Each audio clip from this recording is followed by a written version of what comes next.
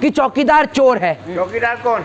चौकीदार सबको पता है कि चौकीदार कौन है, आपको नहीं पता? पहले एक काम करिए, एक वक्त में एक ही कार्य हो सकता है जनाब, या तो आप गुटखा चबा लीजिए या सवाल कर लीजिए, ठीक है? तो इसलिए आपको तो अच्छी तरीके से पता है कि चौकीदार कौन है। पत्रकारिता की क्या हद पार कर दी है इन लोगों ने कि ये कह रहे हैं घोटालेबाज लोग लाइन में लगे होते, मतलब जो बुजुर्ग नहीं, अरे वाह, मतलब जो हमारी बुजुर्ग माताएं और बहनें, सुन लीजिए, नोटबंदी में सभी लोग लाइन में लगे थे, ये सबको कह रहे हैं कि काले धन वाले थे। आपके घर परिवार वाले नहीं, तो आपने कहा है कि काले धन वाले लाइन में लगे हुए थे। जिनके पास था वो लगे हुए थे, जिनके पास काला धन था ना वो लाइन में नहीं लगे हुए थे, वो बैकडोर से एंट्री कर करके जा रहे थे, ये लो जी 1 करोड़ रुपया और दे दो हमें 50 लाख। और जिनके पास मेहनत का 1 लाख रुपया था ना जनाब, वो रात को कंबल बिछा के वहीं सो रहे थे। और चुप रहिए, मुंह बंद कर, चुप मुंह बंद करो, आप यूट्यूब चैनल नहीं आपका, ठीक है? कहाँ रहेंगे राहुल गांधी? अरे राहुल गांधी के लिए तो पूरे देश की 133 करोड़ जनता ने अपने दरवाजे खोल रखे हैं। दरवाजे तो उस व्यक्ति के लिए बंद हो चुके हैं जिसने देश की संपत्ति को बेचने का काम किया है।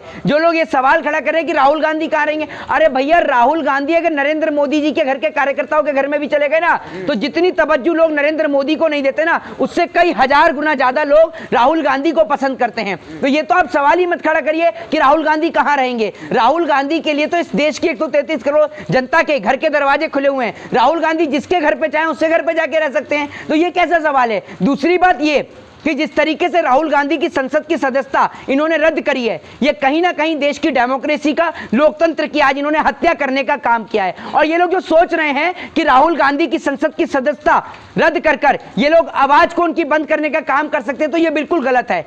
क्योंकि राहुल गांधी की जो आवाज थी वो देश की 133 करोड़ जनता की आवाज थी। राहुल गांधी की गलती सिर्फ ये थी क्या कि राहुल गांधी ने सवाल पूछा कि अडानी जी का और मोदी जी का संबंध क्या है? ये बताइए ना आप मुझे, क्या ये सवाल वाजिब नहीं है? ओबीसी समाज का जो अपमान हो गया है। अरे भैया, जिसको इतनी दिक्कत हो रही है या तकलीफ है, तो वो एक बात मुझे बताइए, नीरव मोदी लाखों करोड़ों रुपए लेके भागा, नीरव मोदी जो पैसा लेके भागा है वो पैसा चुका दे। जो पैसा ललित मोदी लेके भागा है वो पैसा चुका दे कोई। मेहुल चौकसी जो लेके भागा है, विजय माल्या जो लेके भागा है, जो भगोड़े जो देश का लाखों करोड़ों खरबों रुपया लेकर भागे हैं, वो पैसा चुका दीजिए ना। आप क्यों नहीं चुकाते हैं? कांग्रेस की सरकार में भी तो ऐसे घोटाले हुए हैं बहुत सारे। मेरे भाई एक बात आप मुझे बताइए कि लेकिन जिस तरीके से आज जो जांच बैठ रही है, सिर्फ जांच बैठ रही है, सत्ता पक्ष के जो लोग हैं उन पर जांच एक के भी नहीं बैठ रही। विपक्ष के जितने भी नेता हैं, चाहे वो आपका तेजस्वी यादव हो, राहुल गांधी हो, मनीष सिसोदिया हो, उद्धव ठाकरे हो, आदित्य ठाकरे हो, राज ठाकरे हो, प्रियंका गांधी हो, सोनिया गांधी हो, बस इन्हीं लोगों के ऊपर क्यों जांच बैठ रही है? सत्ता पक्ष के भी तो नेताओं के ऊपर जांच बैठनी चाहिए, इन पर जांच क्यों नहीं बैठती है? मोदी जी ने कहा सारे भ्रष्टाचारी इकट्ठे हो रहे हैं। सारे भ्रष्टाचारी? अरे आपकी पार्टी में है सारे भ्रष्टाचारी। भ्रष्टाचारियों को पनाह देने का काम तो भाजपा करती है, वरना भाजपा के नेता बताएं कि हेमंत बिस्वा शर्मा कौन है जिसको भाजपा ने मुख्यमंत्री बनाया? क्या उनके ऊपर आरोप नहीं थे? भाजपा बताए उन लोगों के नाम जो शारदा नारदा घोटाले में थे, जो आज भाजपा ज्वाइन करके बैठे हैं। तो भ्रष्टाचारियों को तो पनाह देने का काम भाजपा कर रही है। भ्रष्टाचारी तो भाजपा के अंदर हैं, लेकिन भाजपा इस सवाल का जवाब नहीं देगी आपको। राहुल गांधी ना सारा खेल खत्म। क्यों मांगेंगे भाई माफी? किस बात के लिए माफी मांगेंगे? क्या देश के लिए आवाज उठाना या सरकार से सवाल पूछना कोई गलत काम है? राहुल गांधी ने कौन सा गलत काम किया है? अनुराग ठाकुर ने माफी नहीं मांगी, साध्वी प्रज्ञा ठाकुर ने माफी नहीं मांगी, और राहुल गांधी से आप कहते हैं कि राहुल गांधी माफी मांगे। क्यों मांगेंगे भैया? सवाल का जवाब दीजिए ना आप मुझे। मांग लेने से घर खाली नहीं होगा। अरे भैया सुनिए मेरी बात, अनुराग ठाकुर ने बोला था देश के गद्दारों को डैश डैश करके, जो अनुराग ठाकुर ने बोला था। नहीं, वो हमारी लैंग्वेज नहीं है, ठीक है? जिस व्यक्ति की लैंग्वेज है, जिसके परिप्रेक्ष्य में जो चीज सिखाई जाती है, वो वही चीज का उच्चारण करता है। तो हमारे को ये सब चीजें नहीं सिखाई गई हैं। दूसरी बात ये, साध्वी प्रज्ञा ठाकुर ने शहीद हेमंत करकरे का अपमान किया, उनकी संसद की सदस्यता नहीं जाती है, ठीक है? नरेंद्र मोदी जी सदन में खड़े होकर एक महिला को शुपर्णखा बोल देते हैं, नरेंद्र मोदी जी की सदस्यता नहीं जाती है। एक व्यक्ति असेंबली में बैठकर पॉर्न वीडियो देखता है, उसकी सदस्यता नहीं जाती है। लेकिन अगर राहुल गांधी ये पूछ लें कि मोदी जी का और अडानी का संबंध क्या है, राहुल गांधी ये बोल दें कि नीरव मोदी चोर है, राहुल गांधी ये बोल दें कि ललित मोदी चोर चोर है, विजय माल्या भगोड़ा है, तो भैया सबको दिक्कत और तकलीफ हो रही है। आखिर ऐसा क्यों? 2 बार तो माफी मांग चुके ना राहुल गांधी, तीसरी बार मांग ले। घर नहीं क्यों मांगेंगे भैया माफी, क्यों मांगेंगे और किस लिए मांगेंगे ये बताइए ना। मांग चुके हैं ना। अरे भैया माफी मांगने के काम सुन लीजिए, माफी मांगने का सारा टेंडर बीजेपी वालों के पास में है, ठीक है। और ये जो बात आप कह रहे हैं राहुल गांधी जो माफी मांगी, एक बात आप मुझे बताइए क्यों और किस लिए माफी मांगेंगे? क्या साध्वी प्रज्ञा ठाकुर ने शहीद हेमंत करकरे का अपमान किया तो क्या उन्होंने माफी मांगी थी? दीजिए ना जवाब। राहुल गांधी ने तो किसी का अपमान नहीं किया, मोदी ये बताइए। समाज का किया है, ओबीसी समाज का राहुल गांधी। तो क्या नीरव मोदी चोर नहीं है? आप मना करिए एक बार, नीरव मोदी चोर नहीं है। और अगर नीरव मोदी आपका रिश्तेदार है तो अगर आपको तकलीफ हो रही है, मैं नीरव मोदी को गाली दे रहा हूं, तो नीरव मोदी जितने बैंकों को चूना लगा के गया है आप सारा पैसा चुका दीजिए। इंटरनेशनल कोर्ट में केस करेंगे राहुल गांधी पे। कौन कह रहा है? नीरव मोदी। नीरव मोदी तो खुद भगोड़ा है। अगर नीरव मोदी बैंकों को, नीरव मोदी का लेवल है पे इंटरनेशनल कोर्ट में केस करने का। नीरव मोदी देश को लाखों करोड़ रुपए का चूना लगा गया, नीरव मोदी किस लिए केस करेगा? नीरव मोदी, विजय माल्या, मेहुल चौकसी, ललित मोदी, ये लोग अब तक इस देश का इतना खून चूस चुके हैं और कहीं ना कहीं इनको भगाने में मुझे लगता है कि कहीं ना कहीं चौकीदारों का हाथ रहा है। जो अपने आप को चौकीदार बताते थे उन्हीं के राज में चोर भागे हैं। तो इसीलिए नारा भी दिया गया था कि चौकीदार चोर है। चौकीदार कौन? चौकीदार सबको पता है कि चौकीदार कौन है, आपको नहीं पता? पहले एक काम करिए, एक वक्त में एक ही कार्य हो सकता है जनाब, या तो आप गुटखा चबा लीजिए या सवाल कर लीजिए, ठीक है। तो इसलिए आपको तो अच्छी तरीके से पता है कि चौकीदार कौन है, ठीक है, पूरे देश को पता है जनाब जी। ललित मोदी कह रहे हैं कि जो है मोदी समाज का अपमान हुआ है, कि हम भगोड़ा नहीं है। अरे भैया तो पैसा चुका दीजिए ना देश की जनता का। क्यों नहीं चुकाते हैं पैसा? आप चुकाइए पैसा, क्यों नहीं चुकाते हैं पैसा? अरे आप तो विदेश पैसा लेके भग गए, आपने तो गोल्डन सिटीजनशिप प्राप्त कर ली, आप तो इंग्लैंड भग गए। जबकि आपको अच्छी तरीके से पता है सारे भगोड़े इंग्लैंड क्यों भगते हैं, क्योंकि सबको पता है कि वर्ल्ड के सबसे टॉप लॉयर्स, एडवोकेट जो पाए जाते हैं वो इंग्लैंड के पाए जाते हैं। और जबकि एक संधि साइन हुई है, उसके तहत अगर हमारे देश की गवर्नमेंट इनको लाना चाहे तो ला सकती है, लेकिन सरकार तो भैया इसको अप्लाई करना ही नहीं चाहती है, क्योंकि कहीं ना कहीं कुछ लोगों का इनमें हाथ भी होगा। नीरव मोदी गिरफ्त में आएगा, विजय माल्या गिरफ्त में आएगा तो ना जाने कितने नेताओं की चमड़ी भी जेल के अंदर उधड़ने का काम होगा, क्योंकि नेताओं की जो चमड़ी है ना बहुत मजबूत हो चुकी है। जनता का खून चूस चूस के, जनता का पैसा खा खा कर और जनता के टैक्स के पैसे से पेंशन ले लेकर ये नेताओं की चमड़ी बड़ी मोटी और मजबूत हो गई है। इस मोटी चमड़ी पर ना तो देश के नौजवानों की बेरोजगारी का कोई असर होता, ना देश की जनता की महंगाई का कोई असर होता। और अभी तो यूपीआई ट्रांजैक्शन भी महंगा कर दिया है। कोई महंगाई नहीं है, लेकिन महंगाई बिल्कुल भी नहीं है।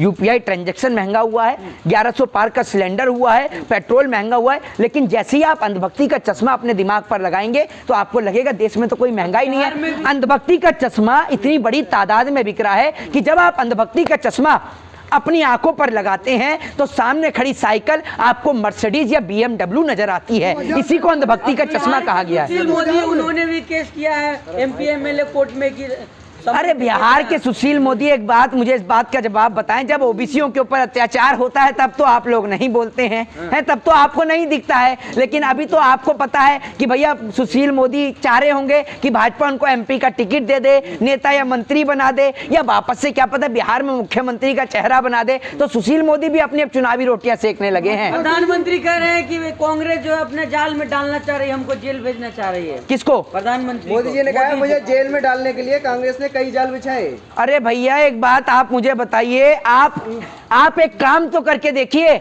आप सिर्फ एक दिन के लिए, सिर्फ only for one day, single एक दिन के लिए 24 घंटे के लिए आप विपक्ष के नेताओं को सीबीआई, ईडी और इनकम टैक्स देकर तो देखिए। प्रधानमंत्री नरेंद्र मोदी कह रहे हैं कि कांग्रेस जाल बिछा रही है हमको जेल डालने के लिए। अरे भैया कांग्रेस क्या जाल बिछा रही है, मैं आपको बताता हूं। आप सिर्फ 24 घंटे के लिए, सिर्फ एक दिन के लिए, single only for one day के लिए आप सीबीआई, ईडी, इनकम टैक्स और आईडी, आईटी आप देकर तो देखिए विपक्ष के नेताओं के हाथ में।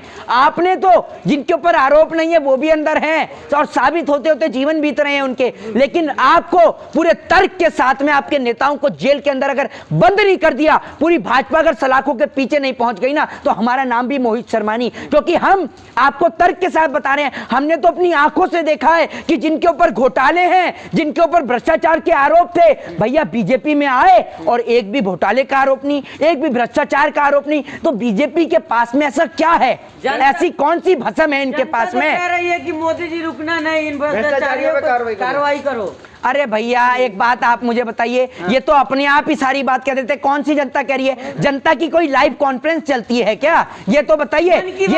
अरे मोदी जी मन की बात में, मोदी जी मन की बात, एक बात मुझे बताइए, लाइव कॉन्फ्रेंस करिए ना एक बार यंगस्टर के साथ, नौजवान आपका सारा बुखार उतार के ठंडा कर देगा। नौजवान के सामने पार्लियामेंट हुआ था, अरे महिमा मंडल हो रहा था मोदी जी का। वो हमें पता है कैसे यूथ पार्लियामेंट होते हैं, पहले सिलेक्टेड स्टूडेंटों को सर्च किया जाता है, जो मोदी जी की वाहवाही करेगा वही मोदी जी से सवाल करेगा। एक दिन पहले रिकॉर्ड कर लो, उसके बाद में सैटरडे संडे जनता की छुट्टी रहती है, लाइव टेलीकास्ट कर दो। अच्छी तरीके से हमें पता है, लाइव कॉन्सर्ट रखिए, और आप कहेंगे रामलीला मैदान तो रामलीला मैदान चुन लीजिए, और तालकटोरा स्टेडियम कहेंगे तो तालकटोरा स्टेडियम कर लीजिए। आप अगर ये भी बता दें कि जीडीपी की फुल फॉर्म क्या है, किसे कहते हैं ग्रॉस डोमेस्टिक प्रोडक्ट, क्या है ग्रॉस डोमेस्टिक प्रोडक्ट, तो हम मान जाए जिस जीडीपी पे आप चर्चा करते हैं। आप जो नौजवानों को 2 करोड़ रोजगार का सपना दिखाते हैं, वो बताइए कहां है 2 करोड़ रोजगार? मुंगेरी लाल भी क्या हसीन सपने दिखाता होगा मोदी जी, जो सपने आप दिखाते हैं। आप सपनों के व्यापारी हैं। आपने लोगों के साथ में विश्वासघात करने का काम किया है, लोगों को 15-15, 20-20 लाख का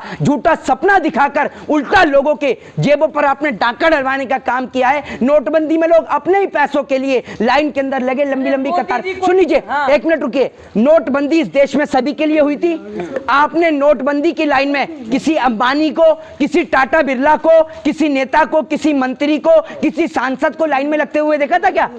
कोई नेता मंत्री सांसद लाइन में नहीं लगा, लाइन में सिर्फ आम जनता लगी है। घोटालेबाज लोग लाइन में लगे हुए थे। अच्छा, मतलब जो इतनी 133 करोड़ जनता, ये देख लीजिए पत्रकारिता की क्या हद पार कर दी है इन लोगों ने कि ये कह रहे हैं घोटालेबाज लोग लाइन में लगे हुए थे। मतलब जो बुजुर्ग नहीं, अरे वाह, मतलब जो हमारी बुजुर्ग माताएं और बहनें, सुन लीजिए, नोटबंदी में सभी लोग लाइन में लगे थे। ये सबको कह रहे हैं कि काले धन वाले थे। आपके घर परिवार वाले नहीं, तो आपने कहा है कि काले धन वाले लाइन में लगे हुए थे। जिनके पास था वो लगे हुए थे। जिनके पास काला धन था ना, वो लाइन में नहीं लगे हुए थे, वो बैक डोर से एंट्री कर करके जा रहे थे, ये लो जी 1 करोड़ रुपया और दे दो हमें 50 लाख। और जिनके पास मेहनत का 1 लाख रुपया था ना जनाब, वो रात को कंबल बिछा के वहीं सो रहे थे। और चुप रहिए, मुंह बंद कर, चुप, मुंह बंद करो आप, यूट्यूब चैनल नहीं आपका, ठीक है। और जिन लोगों का असली पैसा था ना, वो अपने 1-1 लाख रुपए के लिए रात को कंबल बिछाकर सो रहे थे कि सुबह उनके घर में उनकी बेटी की शादी होनी है, कल शादी का फंक्शन है, बैंक के बाहर दरी बिछा के सो रहे थे,